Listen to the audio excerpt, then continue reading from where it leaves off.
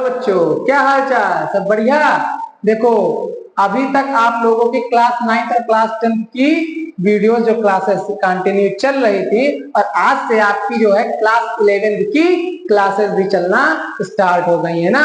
शुरू कर दिया है हम लोगों ने, जिसमें क्लास 11 में एनसीईआरटी में पहला चैप्टर है सेट। सेट में हम लोग जो है सबसे पहला, तो जैसा हम लोगों का नियम है, तो पहले पूरे चैप्टर को इंट्रोड्यूस कराते हैं। तो उसीलिए सबसे पहले इंट्रोडक्शन पार्ट हम आज कवर करते हैं अपनी इस वीडियो में। फिर नेक्स्ट जो है आप कंटिन्यू क्लासेस इस तरीके से एक्सरसाइज और फिर चलती रहेंगी, ठीक है। तो उसी इंट्रोडक्शन पार्ट में सबसे पहला जो चैप्टर का नेम है सेट। तो सेट क्या होता है, हम लोग सेट को सीखेंगे। उसके बाद हम लोग कैसे रिप्रेजेंट करते हैं, क्या कैसा फॉर्म होता है, और भी जितनी भी चीजें हैं वो हम लोग सीखेंगे। तो सबसे पहले जो सेट की बात आई, तो सेट क्या होता है? तो सेट सबसे पहले क्या होता है? Set it is a collection of well defined object. Set क्या होता है? सेट जो है कलेक्शन होता है किसी भी वेल डिफाइंड ऑब्जेक्ट का। मीन्स किसी भी चीज को जो डिफाइन करने योग्य, जिसको हम डिफाइन कर पाए और उसको हम कलेक्ट कर लें एक साथ, उस पूरे ऑब्जेक्ट को अगर एक तरीके से लिख दें तो वो होता है सेट। लाइक जैसे मान लीजिए आपके क्लास में 10 लड़कियां हैं और 10 ही लड़के हैं, या मान लो 10 गर्ल्स हैं, 15 बॉयज हैं। तो ओवरऑल आपका जो कलेक्शन हुआ टोटल क्लास में स्टूडेंट, क्लास 11 में स्टूडेंट कितने नंबर ऑफ स्टूडेंट हुए? 25 हुए। 10 गर्ल्स एंड 15 बॉयज, ये कलेक्शन हुआ ना। तो आपने कलेक्ट करके एक साथ बता दिया। तो अगर मैं कह दूं स्टूडेंट्स ऑफ क्लास 11, ठीक, तो कितने हो गए? यही हो गया आपका सेट। और मैंने क्लास 11 को किसी से रिप्रेजेंट कर दिया, क्लास 11 इज इक्वल टू हो गया, यही हो गया हमारा सेट। तो सेट क्या है? Set is a collection of well defined object. इसके तरह तरह के एग्जांपल है, आप बता सकते हैं, जिसमें मैंने एक एग्जांपल आपको बता भी दिया है। और एक एग्जांपल जो हम लोग लिखे, even numbers greater than 6। Even number क्या है? इवन नेचुरल नंबर क्या है? क्या कहें? Even natural number. Even natural number greater than 6 card क्या? सेट। कैसे? अब देखो, सबसे पहले जो सेट को लिखने का तरीका है, सेट को लिखने का तरीका सबसे पहले हम लोग सीखते हैं। सेट कैसे लिखते हैं? अगर हम कह दें, मान लीजिए सेट, तो ये अगर कह दें हम यहाँ पर, ये A small A is equal to, ऐसे कर दे 1 2 3, ये कोई 1 2 3 कोई एक नेचुरल नंबर है, उसको रिप्रेजेंट। तो सेट को रिप्रेजेंट करने का जो तरीका है हमेशा ऐसे नहीं होगा। कैसे होगा सेट को रिप्रेजेंट करने का तरीका? सेट को रिप्रेजेंट करने के लिए सबसे पहला काम क्या है कि सेट को हमेशा जो जिसके इक्वल लगते हैं वो हमेशा इंग्लिश अल्फाबेट का कैपिटल लेटर होना चाहिए। क्या होना चाहिए? Capital letter. लाइक मान लीजिए कैपिटल ए हुआ, कैपिटल बी, और कुछ भी आप रखें, लेकिन वो कैसा होना चाहिए? कैपिटल लेटर होना चाहिए। पहली चीज क्लियर हुई। दूसरी चीज, जब इक्वल लगाएंगे तो ये जो सेट होगा हमेशा जो है मिडिल ब्रेसेस के अंदर होगा। किसके अंदर होगा? मिडिल ब्रेसेस के अंदर। फिर आप चाहे इसको 1 2 3 कुछ भी लिखे और फिर मिडिल ब्रेसेस बंद कर दे, ये आपका होगा क्या? सेट को लिखने का प्रॉपर तरीका यही होगा कि आपको इंग्लिश अल्फाबेट क्या करना है? कैपिटल लेटर में लिखना, फिर मिडिल ब्रेसेस के अंदर कुछ भी लिखना, ठीक है। स्मॉल लेटर होगा या और कोई भी ब्रैकेट्स होंगे तो वो आपको सही नहीं, आपका लिखने का तरीका वो सही नहीं माना जाएगा, ठीक है। तो अगर कह दिया जाए even natural number greater than 6, तो इसका मतलब ये हुआ, अगर मैंने इवन नेचुरल नंबर को, मान लीजिए मैंने इवन नेचुरल नंबर को ई से डिनोट कर दिया, तो इसको हम कैपिटल ई से डिनोट करेंगे, is equal to middle braces लगाया, जो आप लोग सीख चुके हैं। ग्रेटर देन 6 का मतलब कौन सा हुआ? लाइक हो गया क्या? 8, फिर क्या हो गया? 10, फिर क्या हो गया? 12, अप टू कहीं तक मान लीजिए हो गया। अगर मैंने यहां पर लिख दिया अप टू 20, तो अगर 20 तक है तो 20 तक है, तो मान लीजिए 12, 12 के बाद कितना हुआ? 14 हुआ, फिर 16 हुआ, फिर 20 हुआ, ठीक है। 20 तक जितना भी हुआ यही हमारा क्या होगा? कलेक्शन हो गया। किसका? सेट को लिखने का। कैसे? Even natural number greater than 6 up to 20, 20 तक जितने भी 6 से ग्रेटर देन जितने भी इवन नंबर है मैंने लिख लिया, उसको मिडिल ब्रेसेस में से बंद कर दिया। कोई दिक्कत तो नहीं? इस प्रकार से लिखना, ये हो गया। दूसरा जिसे कहते हैं group of 7 colours of rainbow. Rainbow को आपको पता है, रेनबो में कितने कलर होते हैं? विबग्योर होता है ना, विबग्योर। तो विब्गी और वी से वायलेट, फिर इंडिगो, फिर ब्लू, फिर उसके बाद क्या होता है ग्रीन, फिर येलो, फिर ऑरेंज, फिर रेड, ऐसे होता है। उसी प्रकार से इसको इसमें लिखने का तरीका है। तो ऐसे मान लीजिए लिखना है, तो अगर इसको रेनबो को मान लीजिए मैंने आर से डिनोट किया और उसके बाद लिख लिया वी, फिर आई, फिर बी, फिर वाई, फिर ओ, फिर आर, ऐसे लिख लिया ब्रैकेट में बंद कर। ये हो गया आपको लिखने का तरीका। अब आपको लिखने का तरीका और सेट की डेफिनेशन अच्छे से क्लियर हो गई। उसके बाद क्या है, देखिए विद योर, देखो जी रह गया है यहाँ पे, तो यहाँ पर सॉरी अगर जी जो है यहाँ पर मिस हो गया तो जी हो गया, वाई हो गया, ओ हो गया, उसके बाद क्या हो गया आर हो गया। ठीक है, क्लियर हुआ? 1 2 3 4 5 6 7, इतना क्लियर हो गया। उसके बाद अगर कह दिया तीसरा example, collection of English alphabet. English alphabet है, इंग्लिश अल्फाबेट को मान लीजिए कुछ नहीं तुमने और कुछ मान लिया, या इंग्लिश अल्फाबेट को ई से ही डिनोट कर दिया। अब इंग्लिश अल्फाबेट कितने हैं 26 होते हैं, कुछ भी ए से लेकर ए स्मॉल, इसके अंदर आप चाहे कुछ भी लिखे, स्मॉल ए लिखे चाहे स्मॉल भी इसके, लेकिन ये आपका जो है हमेशा कैपिटल लेटर ही होना चाहिए। समझ में आया कि नहीं आया? तो यहां पर मान लीजिए स्मॉल ए लिखा, फिर बी लिखा, फिर सी लिखा, फिर इसी तरीके से डॉट डॉट कहां तक जेड तक लिख लिया।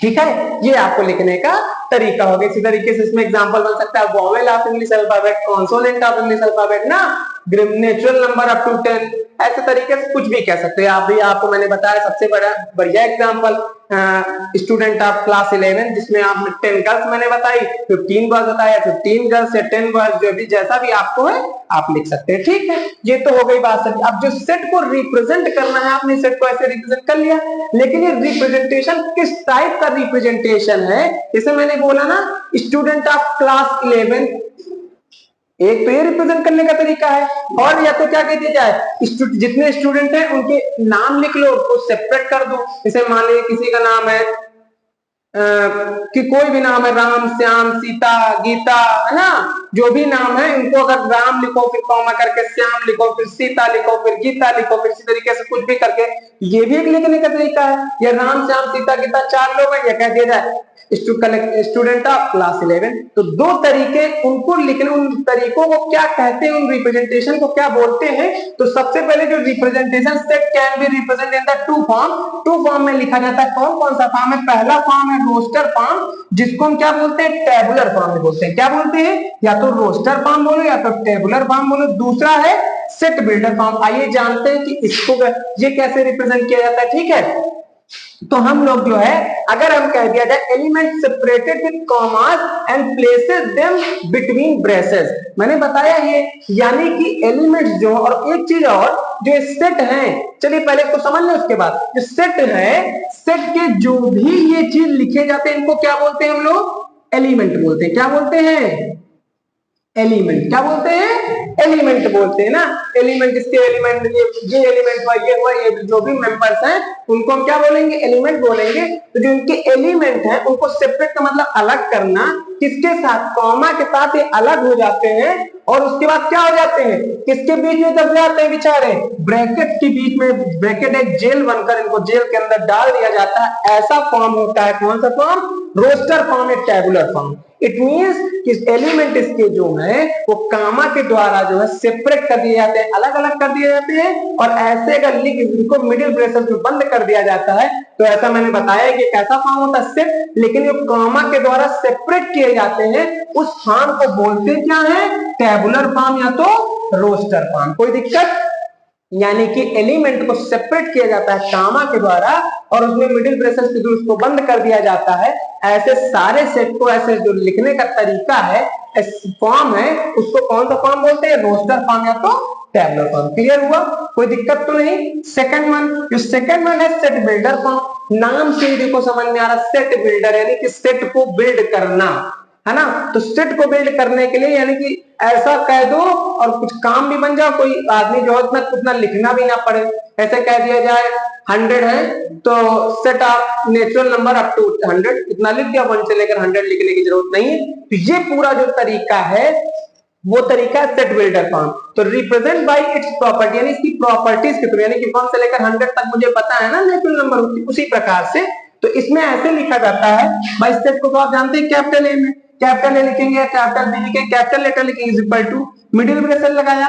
अब इसमें x एक कोई नंबर मान लिया, x हमेशा 10th और 9th में मानते भी थे इसे कुछ ना, let us consider it is x, है ना। तो इसलिए इसको मैंने कुछ नहीं तो x मान लिया, और इसको कॉलन भी पढ़ते हैं, क्या पढ़ते हैं, कॉलन। कंप्यूटर में पढ़े होंगे कॉलन ना, या तो क्या पढ़ते हैं, पढ़ते हैं इसको सच दैट, आगे पढ़ोगे क्या पढ़ेंगे, x such that x is a even natural number less than 10, यानी कि x जो है एक इवन नेचुरल नंबर है, कहां तक, 10 से कम, समझ में आया। यानी कि x एक जो है इवन नेचुरल नंबर है, और कहां तक है वो, 10 से कम है। तो आप बताइए इवन नेचुरल नंबर 10 से कम, पहली तो क्या हो गई 2, फिर क्या हो गई 4, फिर क्या हो गई 6, फिर क्या हो गई 8। इसी को अगर आपने ऐसे ब्रैकेट में बंद कर दिया और किसके इक्वल था, ये ए के इक्वल था, तो ये क्या होगा कि नहीं होगा सर, होगा सर जी, बिल्कुल होगा। और अगर ये वाला फॉर्म है सेपरेटेड कॉमा के द्वारा, तो कौन सा फॉर्म हुआ, रोस्टर फॉर्म या तो टेबुलर फॉर्म।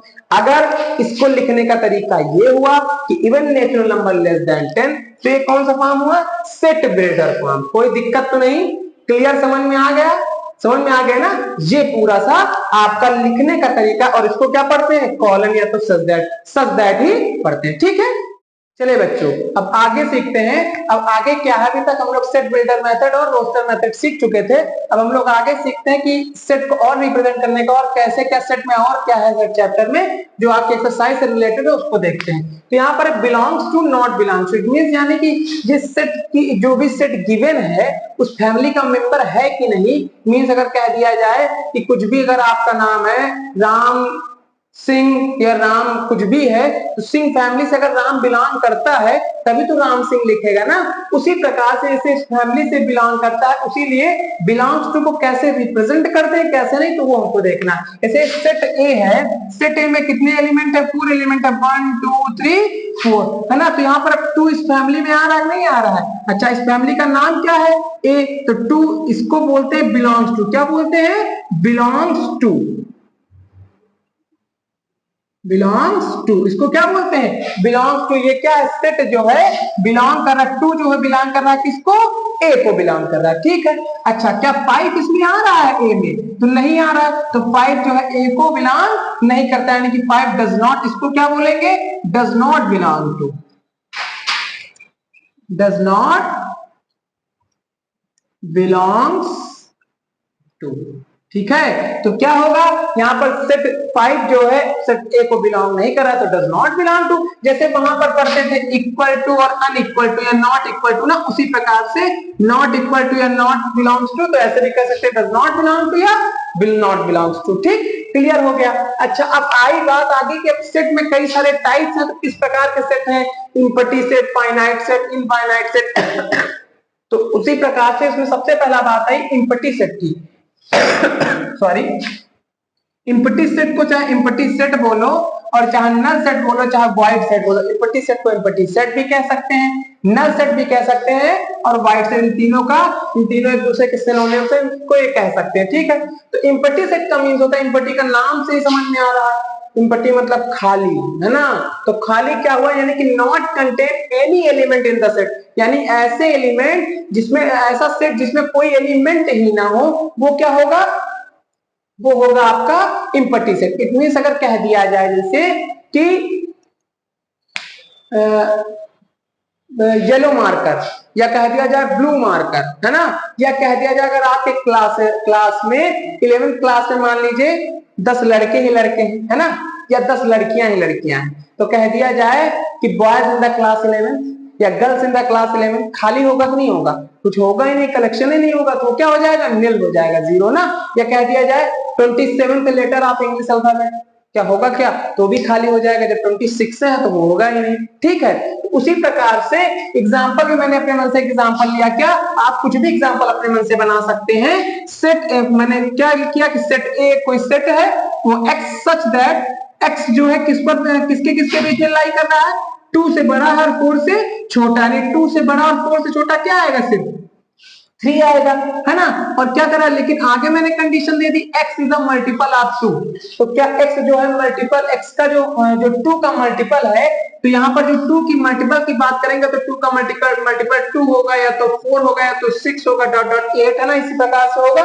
लेकिन यहाँ पर जो x की वैल्यू टू मिनिमम यहाँ पर क्या आनी चाहिए, यहाँ पर तो सिर्फ 3 है, तो क्या इसमें लाई करेगा, लाई ही नहीं करेगा सर जी। इसका मतलब क्या, यहाँ पर देखो भाई x किसके किसके बीच में लाई कर रहा है, 2 और 4 के बीच में, 2 और 4 के बीच में क्या आता है, सिर्फ 3 आता है ना। नेचुरल नंबर की अगर बात करें x का मल्टीपल ऑफ 2, यानी कि अगर x नेचुरल नंबर भी है तो क्या आता है, केवल 3 ही आएगा ना बीच में। क्या 3 2 का मल्टीपल है, नहीं है सर जी, क्यों, क्योंकि 2 है, 4 है, 6 है।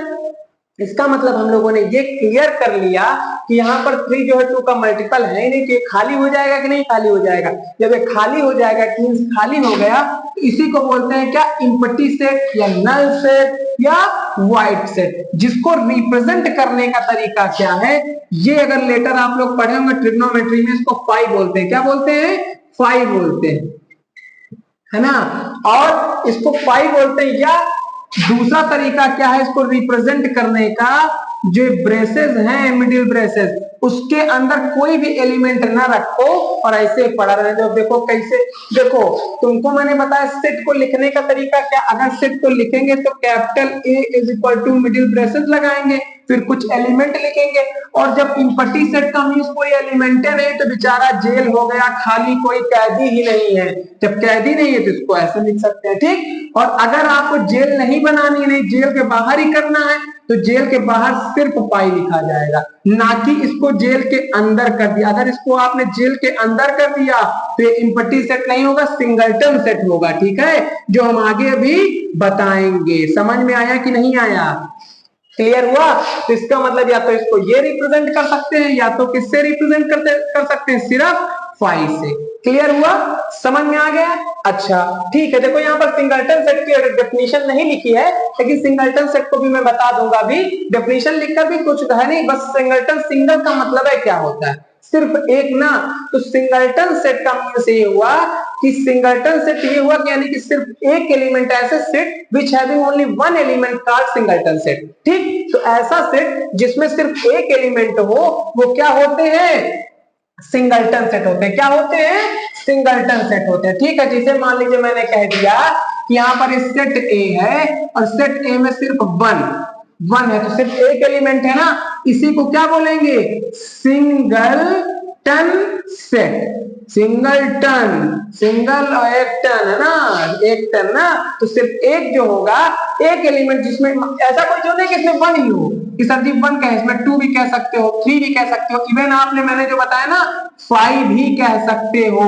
इसके अंदर 5 लिखा गया ब्रैकेट के अंदर, तो यानी कि जेल में एक कैदी है 5 नाम का, इसका मतलब वो क्या हो गया, सिंगलटन सेट। लेकिन अगर इस जेल में कोई भी कैदी नहीं है तो क्या हो जाएगा, वो नल सेट। समझ में आया ना, तो इसको आप सिंगलटन सेट से डिनोट कर सकते हैं। क्लियर हुआ। एम्प्टी सेट के बाद मैंने सिंगलटन सेट बता दिया। सिंगलटन सेट क्या होता है, which having only one element and which having no element in the set called void set या एम्प्टी सेट या नल सेट। क्लियर हुआ। अच्छा ये चीज क्लियर हो गई। अब आपकी बारी आई फाइनाइट सेट की, इनफाइनाइट सेट की। देखो फाइनाइट सेट से भी आपका सब कुछ के नाम से ही क्लियर हो रहा है कि फाइनाइट क्या होता है, इनफाइनाइट क्या होता है, लेकिन फिर भी समझ लो। फाइनाइट का मींस खुद समझ लो, इसमें डेफिनेट नंबर ऑफ एलिमेंट हो, यानी कि जिसको हम काउंट कर सके ना। अगर आपकी क्लास में 25 या 30 स्टूडेंट, 100 स्टूडेंट हैं, तो आपको काउंट करना है, तो आप काउंट कर लेंगे 1 2 3 4 5 6 7 बहुत, अगर सर जी 100 हुआ है ना, तो ऐसे काउंट कर लोगे।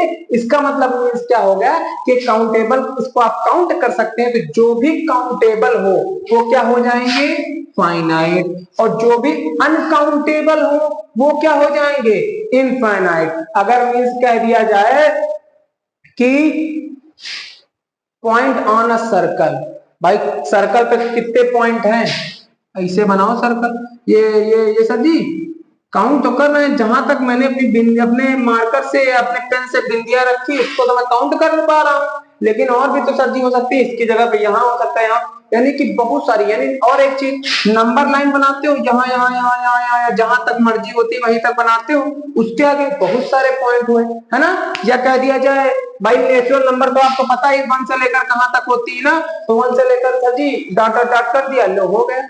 या पढ़े हो क्लास 10 या क्लास 9 में, not terminating not repeating decimal, यानी इनफाइनाइट तक जाता है ना, तो वो सब डेसिमल का तो ना इनफाइनाइट सेट होंगे कि फाइनाइट सेट होंगे? इनफाइनाइट, यानी जिसका इंड ही ना हो कभी, जिसको हम काउंट ना कर पाए, वो सारे कैसे होंगे? इनफाइनाइट। अब तुम लोग बताना कमेंट में, फाइनाइट नंबर आप पैसा लोगे कि इनफाइनाइट नंबर? आप सबको इनफाइनाइट पसंद आएगा ना, कि जितना पैसा हो गिन ही ना पाए ना। लेकिन ऐसा नहीं, फिर बैंक की और पुलिस की सीबीआई की रेड पड़ेगी सीधा तुम लोग के घर में, कहां से इतना पैसा आ गया ना। तो ये ऐसा होता है काउंटेबल डेटा का मीन्स हुआ कि काउंट, जिसको हम काउंट कर सके वो फाइनाइट सेट, जिसको हम काउंट ही ना कर सके अनकाउंटेबल डेटा वो इनफाइनाइट सेट। इसी में हम लोगों ने एग्जांपल उठाया। एग्जांपल क्या है? m is the number of set, m is the set of a month of a year, यानी कि एक साल में कितने महीने होते हैं? तो 12 ना, जनवरी, फरवरी, मार्च, अप्रैल, मई, जून, जुलाई, अगस्त, सितंबर, अक्टूबर, नवंबर, दिसंबर। हुआ कि नहीं हुआ? इंग्लिश में जो महीने होते हैं, और हिंदी में चैत, बैसाख, जेठ, आषाढ़ ना, ये सब होते हैं, सावन, भादो है ना, कुआर, कार्तिक, माघ, फागुन में इसी प्रकार से होते हैं जो भी होते हैं। तो उसमें जो है जो भी आपके हिंदी महीने हैं, तो मैंने इंग्लिश महीने की बात की, month of English year. English year की जो बात करें उसमें क्या है? फाइनाइट सेट है ना। तो फाइनाइट सेट क्यों? क्योंकि नंबर ऑफ जो भी एलिमेंट है उसमें नंबर ऑफ जो मंथ है वो मुझे क्लियर है, कितने हैं? 12, जनवरी से लेकर दिसंबर तक। तो आप उनको रिप्रेजेंट कर सकते हैं, उनको गिन भी सकते हैं, ठीक है, जैसे अभी मैंने गिन के आपको सिखाया। लेकिन अगर कह दिया जाए टेंजेंट ऑन अ सर्कल, आपने मैंने जानबूझ के टेंजेंट वाला एग्जांपल लिया क्योंकि आप लोग क्लास 10th पढ़ के आए तो निकाल भी हो जाएगा। एक ये एग्जांपल भी था, वहां पर ऑब्जेक्टिव भी था कि कितने टेंजेंट होते हैं? इनफिनाइट टेंजेंट आप ड्रा कर सकते हैं, क्योंकि इनफिनाइट पॉइंट होते हैं, तो इनफिनाइट टेंजेंट ड्रा कर सकते हैं। कहां पर? सर्कल पर। समझ में आए नहीं आए? कोई दिक्कत तो नहीं कि यानी कि tangent on a circle, circle पे इनफिनाइट टेंजेंट ड्रा कर सकते हैं। तो कैसा हुआ ये? इनफिनाइट सेट हुआ। समझ में आया कि नहीं आया भैया? बिल्कुल आ गया होगा ना। दूसरा बात, अब अगली बात आई इक्वल सेट की। इक्वल सेट भी बिल्कुल आसान है, जैसा नाम वैसा काम। इक्वल सेट कैसा हुआ? Equal set, two sets having exactly same element. It means अगर कह दिया जाए राम और श्याम, राम और श्याम का कह दिया जाए कि राम भैया ने पहले यूनिट टेस्ट में 10 नंबर में से 9 नंबर मिले, और उसी प्रकार से श्याम भैया भी उसी यूनिट टेस्ट में 10 में से 9 नंबर ही पाए। और यानी कि सारे सब्जेक्ट में अगर कह दिया जाए, मैथ हो गया, हिंदी हो गया, इंग्लिश हो गया, फिजिक्स हो गया, केमिस्ट्री हो गया, 5 सब्जेक्ट हैं, और 5 के 5 भी सब्जेक्ट में कोई पीएड लेता है फिजिकल एजुकेशन, उन 5 के 5 सब्जेक्ट में दोनों लोग राम और श्याम सब में 999 नंबर पाए। तो इसका मतलब क्या? उनके भी एलिमेंट जो है आपस में 999 और इनके भी एलिमेंट 999, यानी कि दोनों लोग इक्वल हो गए। उसी प्रकार से एक एग्जांपल है, जैसे मैंने कोई सेट ए ले लिया जिसमें 2, हाँ उसका लिखने का सीक्वेंस चेंज हो सकता है, लेकिन जो एलिमेंट होंगे वो सेम होंगे, ठीक है।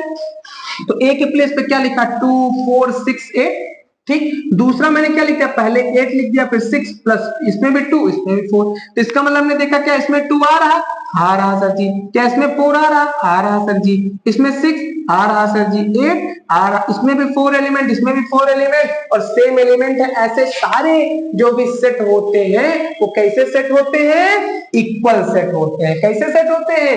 Equal set. कोई दिक्कत तो नहीं? समझ में आया नहीं आया? कैसे सेट होंगे?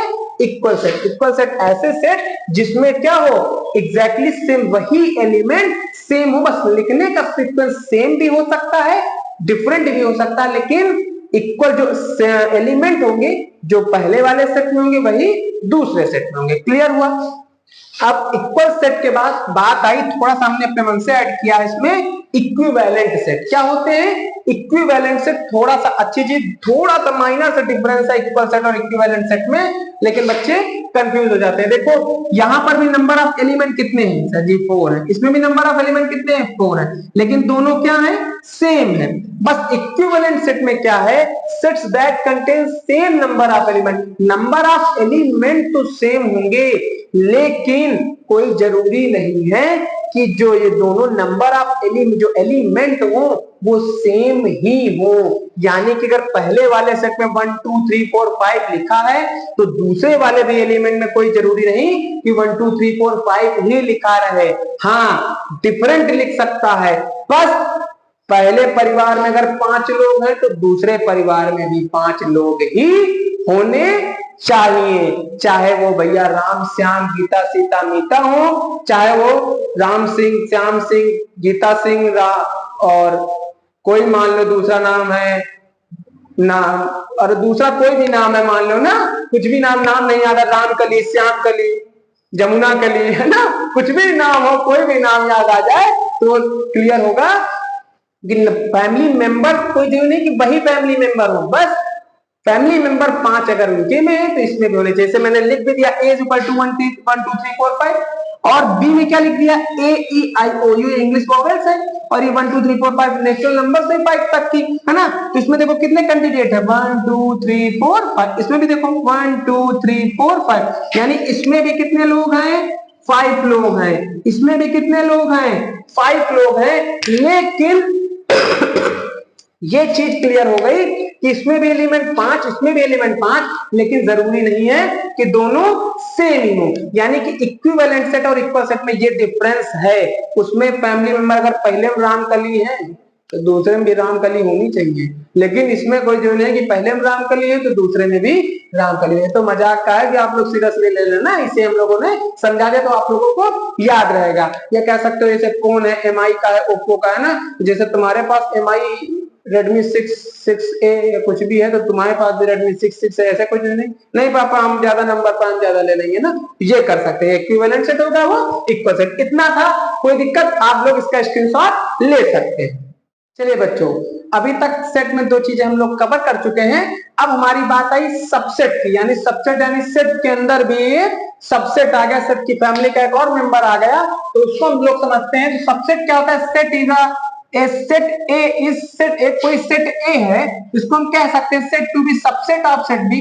किसी भी सेट ए को किसी भी दूसरे सेट बी का सबसेट तब कहा जा सकता है if every element of set A is also an element of set B. यानी कि कहने का ये मतलब है कि सेट ए का जो भी एलिमेंट है वो सेट बी में होना चाहिए, तब जाके वो सेट ए जो है सेट बी का सबसेट होगा। चलिए एग्जांपल से समझते हैं तो और समझ में आ जाएगा। जैसे सेट ए में एलिमेंट है 1 2 3 4, सेट बी में कौन कौन से एलिमेंट है 1 2 3 4 5 6, ठीक है। सेट ए में 4 एलिमेंट है, सेट बी में 6 एलिमेंट है, 1 2 3 4 5 6 1 2 3 4। तो सर अब सबसे पहले हम देखें कि क्या सेट ए के जितने भी एलिमेंट हैं वो सेट बी में आ रहे हैं क्या। तो सेट ए का देखो 1 आ रहा, हाँ सर जी आ रहा, सेट बी में आ रहा सर जी, सेट बी इसमें 3 आ रहा, इसमें भी, यानी सेट ए के जितने भी एलिमेंट हैं वो सेट बी में आ रहे हैं। सेट ए की फैमिली के जितने भी मेंबर हैं सेट बी में भी आ रहे हैं। सेट ए के जितने भी रिश्तेदार हैं सेट बी के भी रिश्तेदार हैं, रिश्तेदार है, तो इसका मतलब क्या हुआ, यानी सेट ए जो है बी का क्या हो गया सबसेट हो गया। क्या बोलते हैं इसको, set A is the subset of set B. क्या बोलेंगे, सबसेट ऑफ सेट बी, ठीक है। जिससे क्या as all element of set A is B, यानी कि ए के एलिमेंट जितने भी है वो बी में है। क्लियर हुआ, यानी कि सेट ए के जितने भी एलिमेंट है वो सेट बी में आ रहे नहीं आ रहे। इसी को क्या कहते थे, सेट ए जो है सबसेट है, इसको पढ़ेंगे सबसेट ऑफ सेट बी, ऐसे बनेगा ये ना, सबसेट ऑफ सेट बी, कोई दिक्कत तो नहीं। अच्छा, इसी जगह पे हम अगर उल्टा कहते कि क्या सेट बी के सभी एलिमेंट सेट ए में है, तो चेक करो, नहीं सर जी इसमें 5 और 6 एक्स्ट्रा है जो इसमें नहीं आ रहा है, तो यही क्या हो गया। अगर हम कह दें सेट बी जो है क्या सबसेट है क्या सेट ए का, तो सर जी सबसेट नहीं है, इसी को बोलेंगे क्या नॉट सबसेट या does not subset of B, ठीक है, नॉट सबसेट ऑफ, ठीक है। ये क्लियर हो गया कि इसका यानी कि उसके जितने भी मेंबर हैं जितने भी एलिमेंट हैं दूसरे सेट में आने चाहिए। कंट्रोल इसको जब तक आप क्लियर नहीं करेंगे तब तक आपको समझ में नहीं आएगा। नहीं सब सेट ए में जितने भी एलिमेंट है सेट बी में आने चाहिए। हाँ, सेट बी में जितने एलिमेंट अगर सेट ए में आ गए, लाइक मैंने इन दोनों को इरेज कर दिया और केवल 1 2 3 4 इसमें भी रखा इसमें भी रखा, तो यानी कि ए भी सबसेट होगा बी का, और बी भी सबसेट होगा ए का। और सबसे बड़ी बात कि दोनों में इक्वल एलिमेंट है तो उसको कैसा सेट पढ़ते हैं, इक्वल सेट भी पढ़ते हैं, तो इसमें इक्वल भी लगा देंगे। इसका मतलब क्या हुआ, A is the subset or equal to B and B is the subset of A or equal to A. ठीक है, यानी कि हमें बी और ए आपस में सबसेट भी है और इक्वल भी है। क्लियर? लेकिन एक एग्जांपल जो डिफरेंट दिखाना था तो हमने दिखा दिया, कोई दिक्कत तो नहीं। क्लियर हुआ? ये चीज अगर हमको क्लियर हो गई है तो हम लोग आगे बढ़ते हैं और सबसेट के अंदर भी एक सबसेट आ गया, प्रॉपर सबसेट और सुपरसेट, उसको क्लियर करते हैं। अब प्रॉपर सबसेट क्या है? प्रॉपर सबसेट क्या? कोई एग्जांपल मान लीजिए मैंने सेट एक्स लिया, सेट एक्स में क्या है, कोई एलिमेंट है 2 है, 4 है, 6 है, 8 है और 10 है। 2 4 6 8, जिसमें से एक सेट वाई है दूसरा, जिसमें कौन से एलिमेंट है, 4 है, 6 है, 8 है। अब देखते हैं क्या सेट एक्स में जो सेट वाई में एलिमेंट है वो क्या सेट एक्स में है? क्या 4 इसमें? हाँ सर जी।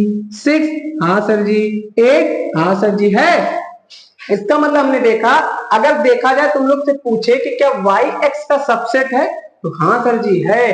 क्यों है सबसेट? क्योंकि why the subset of x. क्यों है? क्योंकि वाई में जितने भी मेंबर हैं, जितने भी एलिमेंट है, वाई के परिवार के जितने भी सदस्य हैं वो एक्स के भी रिश्तेदार हैं। यानी कि कहने का मतलब इतना है कि वाई के जितने भी एलिमेंट हैं वो एक्स के भी एलिमेंट हैं। इसका मतलब वाई जो है एक्स का सबसेट हुआ। लेकिन x और y क्या इक्वल है क्या? तो नहीं सर जी, इसमें 2 और 10 एक्स्ट्रा लोग आ गए हैं, तो यानी कि x और y अनइक्वल है ना। जब x और y अनइक्वल होते हैं तो उसी को हम लोग पढ़ते हैं क्या, जब दोनों सेट इक्वल ना हो और एक उसका सबसेट हो तो इसको पढ़ लेंगे क्या, प्रॉपर सबसेट। क्या पढ़ लेंगे? Proper subset. और जो बड़ा वाला मेंबर होगा उसी को पढ़ेंगे क्या, सुपर सेट। सर जी बड़ा वाला मेंबर क्या बता दिए? तो लाइक ऐसी बात ये हो गई कि घर में मान लीजिए किसी दो भाई बहन है, किसी एक के मान लीजिए 10 में 5 नंबर आए, किसी एक के मान लीजिए 10 में 9 नंबर आए, तो 9 वाले को चाहे जितना हो उसको कहा जाएगा भैया वो सुपर है पढ़ने में ना। तो सुपर यानी कि ज्यादा लोग, जिसमें ज्यादा होते उसको सुपर पढ़ेंगे। तो एक्स में ज्यादा लोग हैं कि वाई में ज्यादा लोग हैं? एक्स में 5 लोग हैं और वाई में 3 लोग हैं, यानी एक्स को हम क्या पढ़ेंगे, X is a superset of Y. क्या पढ़ेंगे? X is a superset of Y और Y is the proper subset of X. Y subset तो है ही, सबसेट के अंदर भी क्या है, प्रॉपर सबसेट है। कब प्रॉपर सबसेट है? जब दोनों सेट अनइक्वल हो। समझ में आया? एक सेट किसी ना किसी एक दूसरे सेट से बड़ा होना चाहिए अगर प्रॉपर सबसेट हमको दिखाना है। ठीक है, अगर ये दोनों इक्वल हो जाते तो वो तो सबसेट ही कहे जाते। क्लियर हुआ? हाँ, ज्यादा में भी सबसेट कह सकते हैं, सबसेट के अंदर भी क्या कह सकते हैं, प्रॉपर सबसेट और सुपर सेट। क्लियर हुआ? सुपर सेट का मीन जिसमें अगर दोनों सेट दोनों आपस में इक्वल ना हो, एक सेट लेकिन दूसरे सेट का सबसेट हो, तो उसको प्रॉपर सबसेट पढ़ देते हैं, दूसरे जो बड़े वाले मेंबर को सुपर सेट पढ़ देते हैं। कोई दिक्कत है तो आप लोग कमेंट बॉक्स में बता सकते हैं। ठीक है, अब आपकी बात आई लास्ट में इंटरवल्स की। इंटरवल मतलब ब्रेक। लगा दो ब्रेक भैया। कैसे लगा दे? तो इंटरवल हुआ तो इंटरवल में दो हुए, एक हुआ ओपन इंटरवल, एक हुआ क्लोज। ओपन इंटरवल को रिप्रेजेंट और क्लोज इंटरवल को कैसे रिप्रेजेंट करते हैं, कैसे होते हैं, ये हम लोग सीखते हैं। चलिए, तो ओपन इंटरवल क्या होता है? ओपन इंटरवल देखिए यहाँ पर लिखा हुआ है, स्मॉल ब्रैकेट है कि नहीं है? अगर स्मॉल ब्रैकेट में स्मॉल छोटे वाले जेल में बंद कर दिया किसी भी ग्रुप के मेंबर को तो वो हो गया ओपन इंटरवल। और जो बड़े वाले बिगर ब्रैकेट में, ग्रेटर ब्रैकेट में, बड़े वाले ब्रैकेट में किसी भी मेंबर को बंद कर दिया दोनों तरफ से जेल में बड़े वाले ब्रैकेट में, तो वो क्या हो गया, क्लोज। एकदम बिल्कुल बंद कर दिया, क्लोज। या ऐसे कर सकते हैं ओपन इंटरवल। देखो ओपन, एक ट्रिक से समझ लो। ओपन इंटरवल देखो, इसको अगर पूरा करेंगे तो क्या बन जाएगा, ये ओ बन जाएगा, O for open interval. Owl नहीं, ओ फॉर ओपन इंटरवल ऐसे बना लेंगे, है ना। यानी ओ को हमने बी से काट दिया तो ऐसे बन गया। ठीक है, ऐसे समझ सकते हो। क्लियर हुआ? एक ब्रैकेट याद रहेगा तो दूसरा ऑटोमेटिक क्लियर हो जाएगा। तो ओपन इंटरवल, क्लोज इंटरवल, अब ये कैसे होते हैं, क्या ये सर जी ने नीचे क्या लिख दिया कि क्या होते हैं, तो इसको हम लोग देखते हैं। तो यहाँ पर ओपन इंटरवल का मीन ये होता है, लाइक मैंने कोई एग्जांपल ले लिया, मान लीजिए x बिलोंग्स टू कोई नेचुरल नंबर है, नेचुरल नंबर कहां तक है, तो x जो है बिलोंग कर रहा है, ये ओपन इंटरवल ले लिया नेचुरल नंबर में 1,5, ठीक। x जो है बिलोंग कर रहा है 1,5 और ये कैसा इंटरवल लगाया, ओपन। इसको पढ़ने का तरीका क्या, ओपन इंटरवल, ओपन इंटरवल 1,5। तो ये इसका मतलब x की वैल्यू जो है 1,5 है, लेकिन ओपन इंटरवल पर है। तो जो ओपन इंटरवल होता है वहां पर जो बाउंड्री लाइन होती है, यानी कि जो ब्रैकेट के कोने में लिखे होते हैं, जो बाउंड्री लाइन होती है उस पर वैल्यू नहीं मिलती है। इट मींस ये जो बाउंड्री लाइन है ना तो 1 पे इसकी वैल्यू मिलेगी ना तो 5 पर इसकी वैल्यू मिलेगी। हाँ, इसके बीच में जो भी वैल्यू नेचुरल नंबर की आएंगी उस पर x की वैल्यू मिलेगी। देखो कैसे, 1 और 5 के बीच में कौन कौन सी नेचुरल नंबर आती है, 2 आती है सर जी, 3 आती है सर जी, 4 आती है सर जी। इसका मतलब x की वैल्यू क्या हो गई, 2 हो गई, 3 हो गई, 4 हो गई। कोई दिक्कत तो नहीं, पूरी तरीके से समझ में आ गया। इसका मतलब हम लोगों ने क्या सीखा कि जो ओपन इंटरवल होता है, ओपन इंटरवल का मीन्स ये हुआ कि जो बाउंड्री की वैल्यू होती है उस पर वैल्यू नहीं मिलती है, जो बीच में जितनी भी वैल्यू होंगी उस पर हमको वैल्यू मिलेगी। ओपन इंटरवल की बात कंप्लीट हो गई। अब बात आई दूसरी, क्लोज इंटरवल की।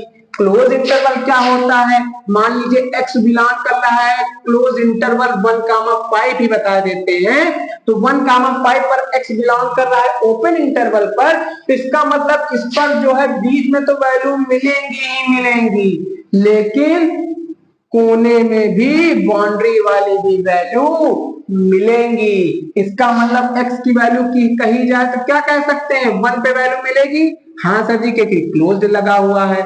फिर क्या मिलेगी, 2 तो बीच में है, 3 तो बीच में है, 4 तो बीच में मिलनी ही चाहिए, और क्या बचा 5 भी मिलेगा, कोने वाली भी वैल्यू मिलती है। क्लियर हुआ, यानी कि कोना प्लस बीच क्लोज, केवल बीच ओपन। समझ में आया, यानी कि बीच वाली वैल्यू जो होंगी वो ओपन में, और बाउंड्री प्लस बीच वाली जो भी वैल्यू होंगी वो क्लोज में होगी। ठीक, उम्मीद करते हैं समझ में आ गया। उसी में 4 टाइप्स है, कैसे हैं, एक तो देखो इसमें पूरे में ओपन लगा हुआ है, एक तो इसमें पूरे में क्लोज लगा हुआ है, एक में हाफ ओपन हाफ क्लोज है, हाफ क्लोज हाफ ओपन है। ठीक है, यानी क्लोज से शुरू हो रहा, ओपन से एंड हो रहा, ओपन से शुरू हो रहा, क्लोज से एंड हो रहा है। ठीक है, तो इसके लिए सबसे पहले मैंने लिखा p, q, कोई नंबर है, कोई अल्फाबेट है या कोई भी नंबर है, उस पर ओपन इंटरवल लगा है, तो x यानी x की वैल्यू अगर मान लो हमको निकालनी है, तो x सब्जेक्ट जो x की वैल्यू है वो यहाँ पर मैंने क्या बताया, बाउंड्री पे क्या ओपन में वैल्यू मिलती है, तो सर जी नहीं मिलती है। तो अगर इसको हम लिखना चाहते तो ऐसे कैसे लिखते, 1 ऐसे, x 1 इज लेस देन फिर 5। ठीक है, x इज लेस देन 5 ना, 1 यानी कि sorry x is greater than 1 and less than 5। ठीक है, तो यानी कि ये कहने का मतलब ये हुआ कि यानी ना तो 1 पे सर जी वैल्यू मिल रही है ना तो 5 पे वैल्यू मिल रही है, तो इसलिए हमने यहाँ पर इक्वल नहीं लगाया, क्योंकि इक्वल लगा देते तो 1 पे भी वैल्यू मिलती और 5 पे वैल्यू मिलती। इसका मतलब बीच में जितनी भी 1 और x की वैल्यू वो है जो 1 और 5 के बीच में, कौन कौन से 2 3 4 ये हो गया। ठीक, अगर उसी प्रकार से मैंने p और q को ऐसे लिख दिया। क्लियर हुआ, p, q की जब बात करेंगे क्लोज इंटरवल पर, तो यानी कि बाउंड्री वाली भी वैल्यू मिलती है, बीच वाली भी वैल्यू मिलती है, तो बाउंड्री वाली वैल्यू भी मिलेगी, p और q पर भी मिलेगा और बीच वाली भी मिलेगी। तो इसीलिए अगर हम इसको लिखना चाहें तो कैसे लिखेंगे, यानी कि x की जो वैल्यू है वो यहाँ पर 1 और 5 के बीच में तो रहेगी, और साथ में क्या होगा, इक्वल भी रहेगी ना। देखो 1 हाँ 1, 5 हाँ 5, बीच में कौन सी वैल्यू 2 3 4 आ गया। क्लियर हुआ, समझ में आ गया। ठीक, अब आगे बात आई किसकी, हाफ ओपन हाफ क्लोज, यानी अगर कह दिया जाए कि 1, 5 है, 1 पे वैल्यू नहीं मिलेगी और 5 पे मिलनी चाहिए, क्यों, क्योंकि यहाँ पर क्लोज लगा है और 1 पर क्लोज नहीं लगा है, ओपन लगा है, तो ओपन पे तो वैल्यू नहीं मिलती। इसका मतलब क्या, 1 पे नहीं मिलेगी तो क्या मिलेगा, 1 के 4 5 के बीच में मिलेगी तो कौन मिलेगी, पहली नंबर 2, फिर कौन सा मिलेगा 3, फिर कौन सा मिलेगा 4, फिर कौन सा मिलेगा 5 मिलेगा सर जी। क्यों 5 मिलेगा? क्योंकि 5 पर बड़ा वाला ब्रैकेट, बड़ा जेल बंद, मतलब वैल्यू मिलना तय, कोना वाली वैल्यू ना। तो x की वैल्यू ये हो गई। समझ में आया कि नहीं आया? इसको लिखने का तरीका क्या है, यानी कि x ऐसे हुआ, यहां पर क्या हुआ 1 हुआ, और यहां पर क्या हुआ 5 हुआ। अब बताइए 5 पर क्लोज लगाया कि नहीं लगाया? नहीं, 5 पर वैल्यू मिल रही है, इक्वल लग गया, इस पर इक्वल लगेगा? नहीं लगेगा। क्यों? क्योंकि यहां पर ओपन लगा हुआ है। क्लियर हुआ कि नहीं हुआ? अब बात आई आपकी चौथे वाली और अंतिम की, P पर क्लोज और Q पर ओपन। P पर क्लोज का मतलब क्या हुआ? मान लीजिए P पर क्लोज है, तो P पर क्लोज का मतलब ये हुआ कि अगर मैंने कह दिया 1,5, यहां ऊपर बता देते हैं ना, 1,5, 1 पर है क्लोज और 5 पर है क्या? ओपन, है ना। जब 1 पर है क्लोज और 5 पर है ओपन, यानी 1 पर तो वैल्यू मिलेगी क्योंकि बड़ा वाला ब्रैकेट है, कोना वाला, और 5 पर मिलेगी क्या? नहीं मिलेगी सर जी। तो इसका मतलब 1 पर मिलेगी, हाँ मिलेगी। फिर 1 और 5 के बीच में 2 आता है, फिर क्या आता है? 3 आता है, फिर क्या आता है? 4 आता है। बताओ क्या 5 पर हम लिख दें? नहीं सर जी, आप तो गलत लिखे दे रहे हैं। क्यों गलत लिखे दे रहे हैं? क्योंकि 5 पर तो ओपन है, ओपन पे तो वैल्यू मिलती नहीं है। तो x की वैल्यू ये हो गया। अब इसको लिखने का तरीका क्या है? इसको लिखने का तरीका क्या है? 1 पर और यहां पर 1 पर क्या हो गया? अब यहां पर 1 पर क्या लगाएंगे? हम इक्वल लगाएंगे कि नहीं लगाएंगे? बिल्कुल लगाएंगे। क्यों लगाएंगे? क्योंकि 1 पर वैल्यू मिल रही है। 5 से कम 1 और 5 के बीच में 1 है, 1 के इक्वल भी है, 1 और 5 के बीच में भी है, 5 से कम है। क्लियर हुआ कि नहीं हुआ? ये चारों, तो इसमें मैंने P और Q को ऐसे लिख दिया। आप लोग इसका स्क्रीनशॉट ले सकते हैं। कोई भी दिक्कत हो तो कमेंट बॉक्स में कमेंट करके बता सकते हैं।